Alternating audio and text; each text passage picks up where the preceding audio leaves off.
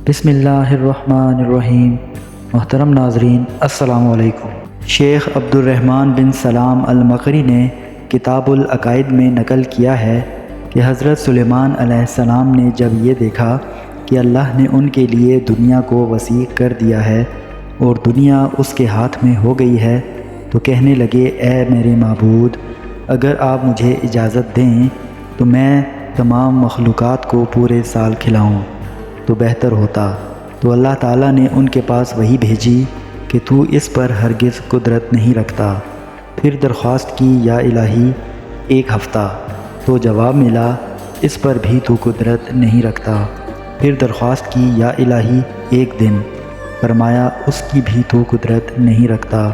بہرحال اللہ تبارک و تعالیٰ نے 1 دن کی اجازت دے دی تو حضرت سلیمان علیہ السلام نے تمام جنات اور انسانوں کو حکم دیا کہ وہ تمام کے تمام ان چیزوں کو جو زمین پر حلال ہیں، یعنی گائے، بیل، بکریاں، دمبے وغیرہ، اور ان تمام چیزوں کو جو جن سے حیوان میں سے ہیں، یعنی پرندے وغیرہ، جب جنوں انس نے ان چیزوں کو جمع کر لیا تو اس کے لیے بڑی بڑی دیگیں تیار کی گئیں۔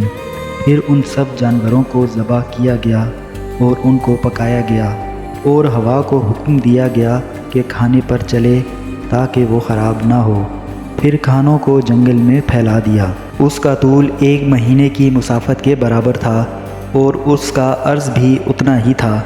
پھر اللہ تعالیٰ نے حضرت سلیمان علیہ السلام کے پاس وحی بھیجی، اے سلیمان، تو مخلوقات میں سے کس کی دعوت سب سے پہلے شروع کرے گا؟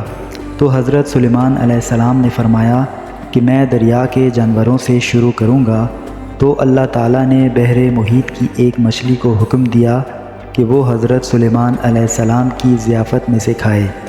چنانچہ اس مچھلی نے سر اٹھایا اور کہا، اے سلیمان، میں نے سنا ہے کہ تو نے ضیافت کا دروازہ کھول دیا ہے اور آج میری ضیافت تو کرے گا۔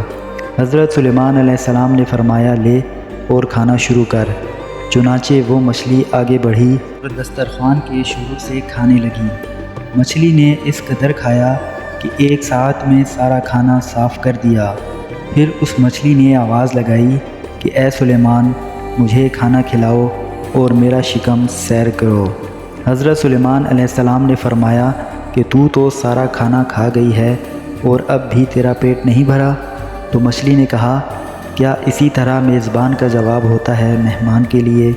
اے سلیمان، آپ خوب جان لیجئے کہ میرے لیے ہر روز اس طرح جتنا تو نے پکایا ہے دن میں 3 مرتبہ متعین ہے، اور آج میرے کھانے کے روکنے کا سبب تو بنا ہے اور تو نے میرے کھانے میں کمی کر دی ہے۔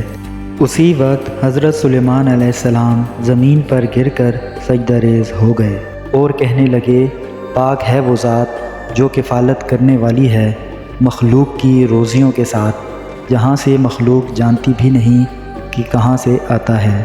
بے شک ہمارا رازق صرف اور صرف اللہ ہے، چنانچہ ہمیں صرف رزق اسی سے مانگنا چاہیے، اور کبھی اپنے مال و دولت و وزارت و صدارت کے بلبوتے پر انسان ناز نہ کرے کہ میرے پاس مال ہے، منصب ہے، اس لیے مجھے رزق کے بارے میں پریشان ہونے کی ضرورت نہیں، بلکہ سب کچھ ہونے کے باوجود بھی اللہ ہی سے مانگتے رہنا چاہیے۔ دعا ہے کہ اللہ تعالی ہم سب کو اس واقعے سے سبق حاصل کرنے کی توفیق عطا فرمائے۔ آمین یا رب العالمین۔